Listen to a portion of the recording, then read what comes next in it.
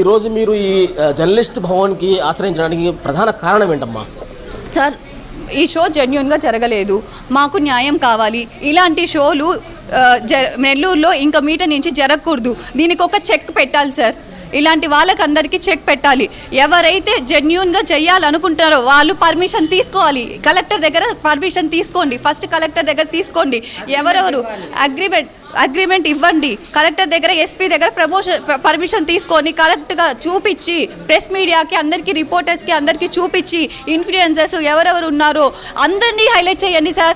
ఒక అమ్మాయిని హైలైట్ చేసి ఇంకో అమ్మాయిని హైలైట్ చేయకుండా మేము కూడా డబ్బులు కడుతున్నాం సార్. మాకు డబ్బులు ఉరక రావట్లేదు సార్. మా పేరెంట్స్ కష్టపడి అందరూ తీసుకొని వచ్చిన వాళ్ళు, చిన్న స్థాయి నుంచి మేము వచ్చాం సార్. మాకు ఇట్లాగా చేస్తే మేము ఇంకా బయటికి వెళ్ళడానికి మాకు ఎక్కడ సార్ ఉంటుంది నమ్మకం? ఎవరి పైన పెట్టుకోవాలి సార్? ఇంకా ఇలాంటి వాళ్ళు దయచేసి నెల్లూరు అమ్మాయిలు, చదువుకునే విద్యార్థులు చూసి